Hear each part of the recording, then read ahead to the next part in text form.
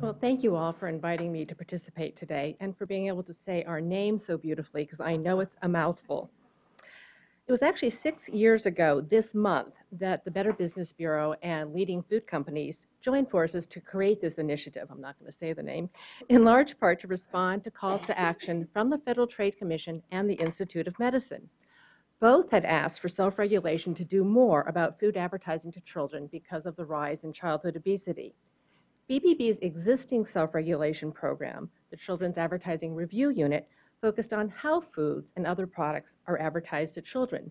So BBB created CFBAI to focus on what foods are in advertising, and specifically to change the mix of advertised foods to include healthier ones. And this was to be done by using meaningful, science-based nutrition standards to limit what would be in child-directed advertising. Our goal was to change, not necessarily reduce, the amount of advertising to children. But some of our participants have stopped advertising to children or are doing less of it than they did in the past. BBB is involved in this program because it is a trusted provider of advertising self-regulation programs and other programs such as dispute resolution.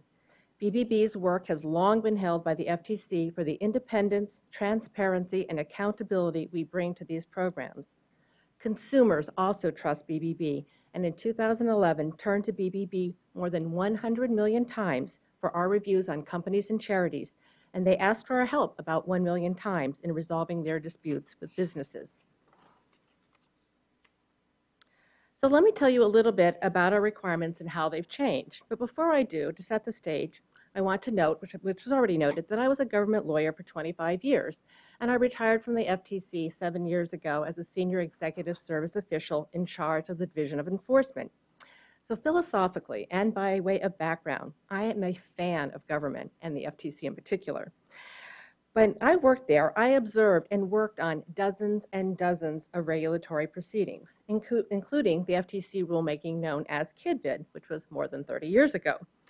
Based on all of these experiences, I can say that in far less time than it generally takes the government to propose and promulgate a rule, BBB not only created and implemented a comprehensive, meaningful program, but significantly expanded it several times. As a result, we have a robust, voluntary program that has improved and continues to improve food advertising to children. This doesn't mean there isn't room for improvement. There's always room for improvement. But I think it's important to have this perspective. So here's what's changed. We went from requiring that at least half of the participants' ads be for healthier foods or healthy lifestyle messaging to requiring that all child-directed ads be for healthier foods. Alternatively, a participant may commit to not engage in child-directed advertising as we defined it. We also substantially harmonized the definition of child-directed advertising, and last year adopted uniform nutrition criteria that will in essence replace company-specific criteria at the end of next year. We've also expanded the venues we cover and now include new and emerging venues such as ads on tablets and smartphones. Now, you've heard me say child-directed several times, and that's because our program is focused on advertising primarily directed to children under 12, what we call child-directed, and it's not on all ads kids might see, such as ads in primetime dramas or reality shows. That's not practical, and more importantly, we want to focus on ads designed to be appealing and persuasive to kids, not ads that advertisers are directing to adults who are the vast majority of the audience in other programming. To determine what is child-directed, a 35% audience threshold is generally used. That is, when children are at least 35% of the viewers of a program. Previously, some companies in our group used 50%, but as part of our effort to harmonize, they moved down to 35%. And this benchmark works well to identify children's programming on TV. But a 35% benchmark alone may not necessarily encompass all child-directed sites, and actual visitor demographics are not even always available. So we and our participants do more.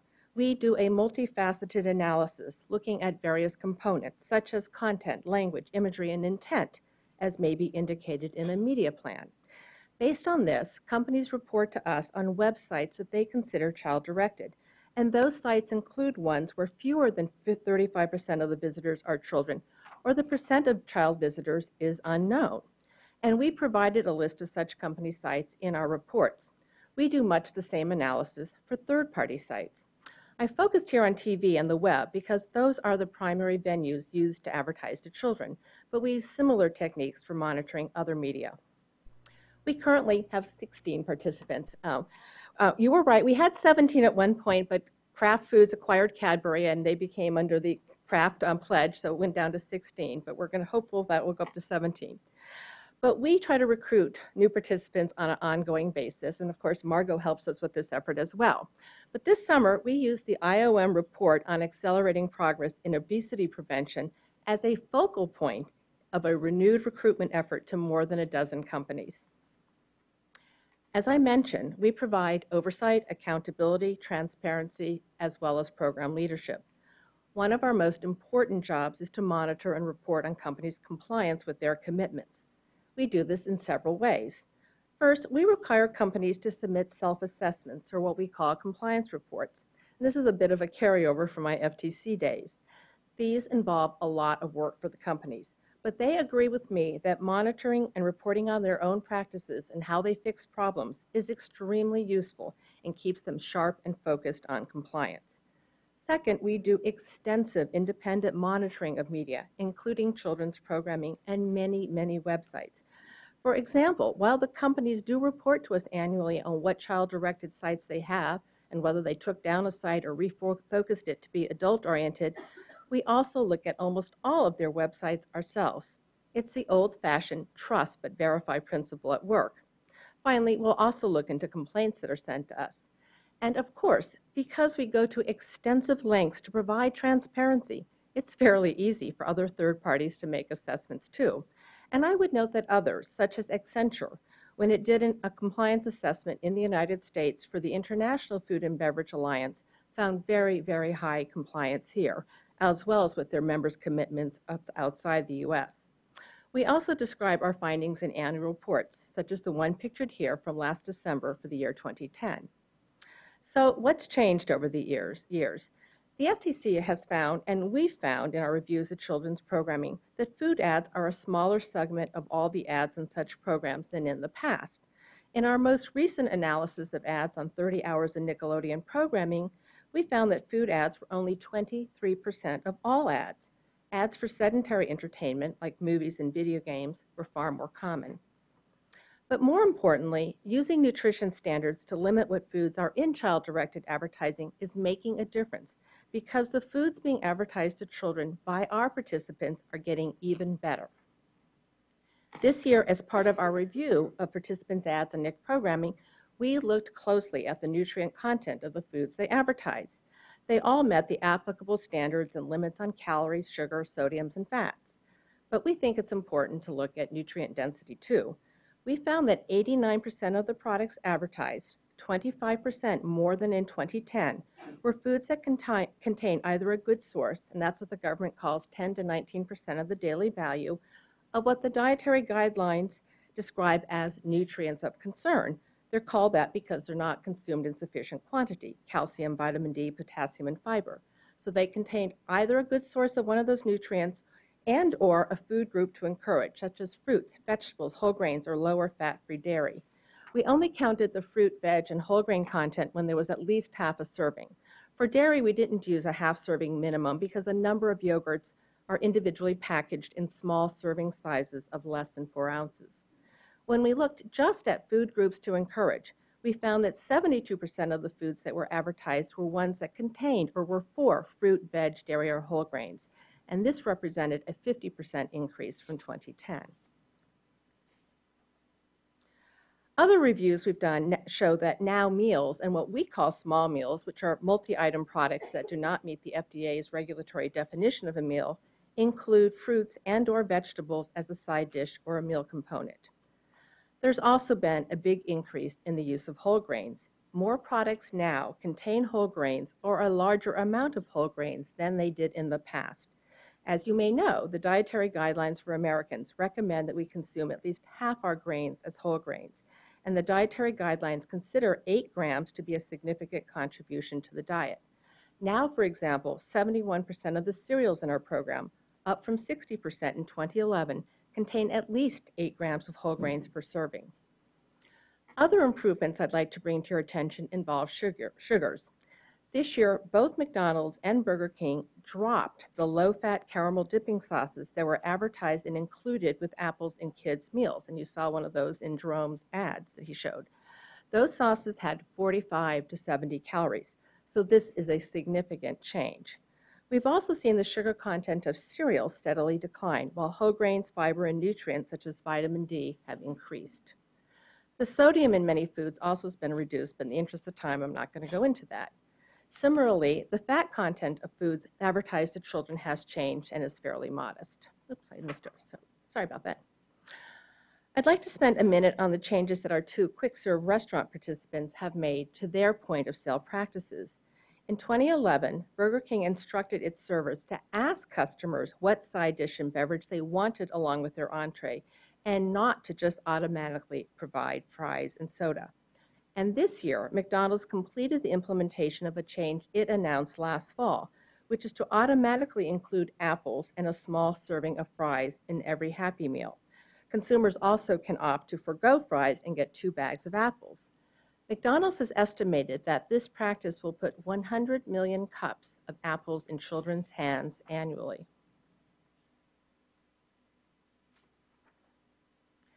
In terms of assessing progress, I think that you can see that we look at the nutrient content of foods prior to the CFBAI and how they've improved under self-regulation in terms of reductions in nutrients such as sugars or sodiums and increases in nutrition components to be encouraged. We also look at shifts and changes such as moving from low-fat to fat-free milk and dropping items such as the caramel dipping sauces. Now, others may use a wide variety of methods, and for a variety of reasons, such as perhaps the metrics not being sensitive to steady improvements in foods, which is our goal, may tend to understate the number and magnitude of the improvements that have occurred. So what's next? I was asked to address what's next. The biggest item on our agenda is implementing the new uniform criteria that we announced last summer. These criteria officially go into effect at the end of December next year. Oops, I'm sorry, I did not keep up with myself. And this was a groundbreaking agreement to have the 16 companies agree to these criteria. For the reasons I show on this slide, the new criteria are far more comprehensive and stronger overall than the current company-specific criteria. And we do things like eliminating qualifying based solely on reduced claims or just because you're in a 100-calorie packaging. I know that why and how we develop these criteria is of interest, so let me address that. Our program always has required that nutrition criteria be consistent with established scientific principles or government standards. Accordingly, most were based on the 2005 U.S. Dietary Guidelines. In 2010, with the issuance of the new dietary guidelines pending, we wanted to be prepared to make changes if those guidelines changed. But we also thought it would be useful to conduct a broader nutrition science review and look at developments and reports such as the Institute of Medicine's report on school meals and competitive foods and other people's reports, of course, including the Interagency Working Group's reports. And our goal for this review was to try to establish uniform nutrition criteria, or failing that, recommendations for stronger company-specific criteria. I think that an intangible factor that contributed to this effort and its ultimate success was that self-regulation had matured and successfully adopted other changes, so considering a change of this magnitude was more feasible than it was back in 2006. The white paper we published on our website comprehensively explains how and why we chose the 10 categories we are using and the basis for those limits and requirements. And if anybody wants a copy, I have a few with me. We know that the new criteria will lead to more improvements. We found last year that approximately 1/3 of the foods on our list, foods that already meet meaningful nutrition criteria, do not meet our new criteria. If companies wish to continue advertising of those foods in 2014, they will need to change the recipes of those foods. Thus, the new criteria will drive further change and likely accelerate the rate of change.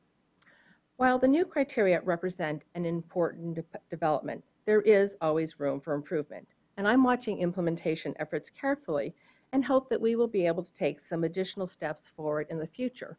but not necessarily in the immediate future. Companies need time to become acclimated to the changes we've already made, and right now they are focused on making recipe changes to meet the new criteria by the implementation date. As you know, the Interagency Working Group had requested comments on its proposals and alternatives to what it had proposed. And I think it's so disheartening that the criteria they proposed are put out there as gospel rather than as a proposal that they said might need to be changed. We submitted our new criteria to the IWG as part of our comment, and we were gratified that the response back was very positive. In conclusion, self-regulation has been making a meaningful difference, and advertising to children now, as IOM had recommended, includes foods that are lower in calories, fats, sugars, and sodium, and more nutrient dense. And with our new criteria, there will be even more improvements in the future. Thank you.